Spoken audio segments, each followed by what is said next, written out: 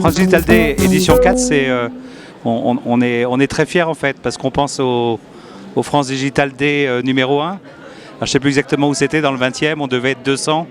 Là, on approche les 2500 personnes. On prend la halle de la Villette, on fait venir des hommes politiques, des ministres, des speakers de renom.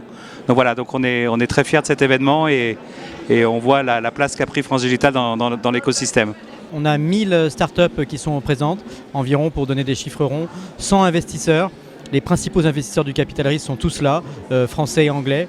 On a après tous les grands corporates, quelques journalistes et puis aussi beaucoup de salariés et de cadres dirigeants des grands groupes qui nous soutiennent, pour certains qui sont des sponsors et d'autres qui veulent se transformer sur le plan numérique, donc qui viennent à la rencontre des startups.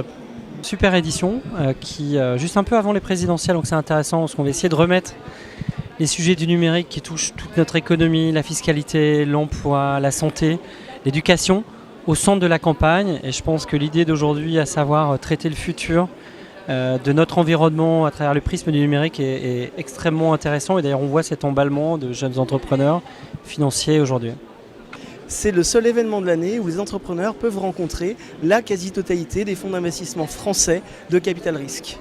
En tant que VC, c'est très intéressant de venir expliquer aux entrepreneurs ce qui a changé ou ce qui va changer dans le financement. Ce qu'on peut dire de façon simple, c'est que se financer est plus facile aujourd'hui qu'hier. On est enchanté d'être venu sur cet événement parce qu'on retrouve tout le monde, l'écosystème, les personnes qu'on connaît. Et il y a un plateau avec une programmation de table ronde super. On a participé à la dernière qui était sur l'innovation, sur l'éducation, pas l'innovation. L'innovation est partout et c'était génial.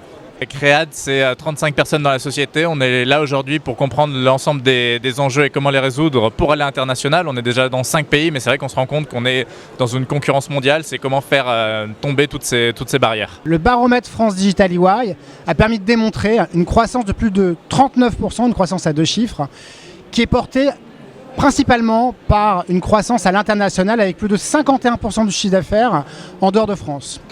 La bonne nouvelle, même si elle demande encore quelques confirmations, c'est ce qu'Axel Lemaire a annoncé, en annonçant que le compte entrepreneur investisseur sortirait de terre avant le 1er janvier 2017, dans le cadre du projet de loi de finances rectificative. C'est France Digital qui a poussé cette proposition et cet outil, et on est ravis d'entendre que ça va sortir. On attend maintenant évidemment d'avoir tous les détails pour être certain que c'est le bon outil, notamment pour les business angels. La bonne nouvelle, c'est que les montants investis dans les startups en France ne cessent d'augmenter. Et pour la première fois à la fin du second semestre, la France est passée devant l'Allemagne, ce qui est une hyper bonne nouvelle pour notre écosystème. Notre ambition, c'est que le digital et les startups pèsent dans le débat présidentiel pour les élections 2017.